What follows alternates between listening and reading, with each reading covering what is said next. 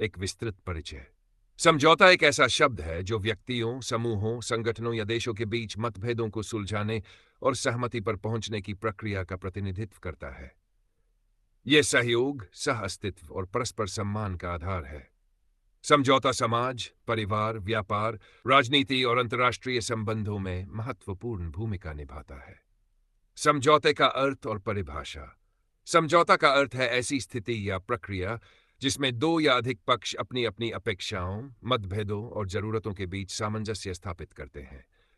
इसका उद्देश्य एक ऐसा हल खोजना है जो सभी पक्षों के लिए स्वीकार्य हो। समझौता का आधार आपसी संवाद, समझदारी और लचीलापन है। समझौते के प्रकार। समझौते विभिन्न प्रकार के होते हैं जो उनके संदर्भ और उद्देश्य पर निर्भर करते हैं। 1. व्यक्तिगत समझौता।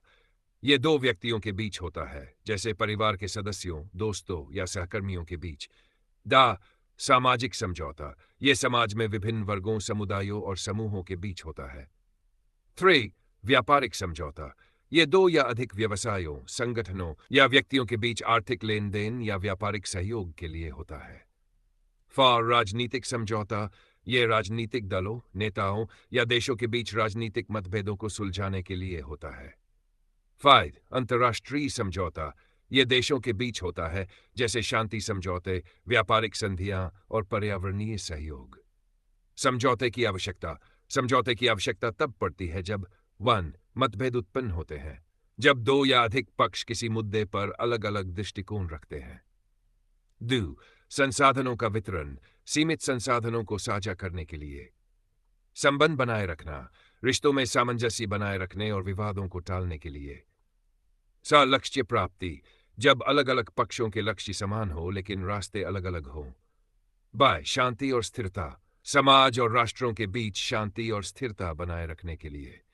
समझौते की प्रक्रिया। समझौता एक क्रमबद्ध प्रक्रिया है जिसमें निम्नलिखित चरण शामिल होते हैं। उन समस्या की पहचान। सबसे पहले उस मुद्दे को समझा जाता है जो विवाद का कारण है। वार्ता। पक्ष आपस में बातचीत करते हैं और अपने विचारों और जरूरतों को स्पष्ट करते हैं। समझौते के विकल्प तलाशना। सभी संभावित समाधानों की खोज की जाती है। आपसी सहमति। दोनों पक्ष अपने अपने रुख में लचीलापन दिखाते हैं और एक आम सहमति पर पहुंचते हैं। 5. समझौते का क्रियान्वयन। सहमति को लागू किया जाता है और उसका पालन सुनिश्चित किया जाता है। समझौते के लाभ। संबंधों को सुधारना। ये विवादों को समाप्त करके आपसी संबंधों को बेहतर बनाता है। संसाधनों की बचत। समझौता समय, ऊर्जा और आर्थिक संसाधनों की बचत करता है।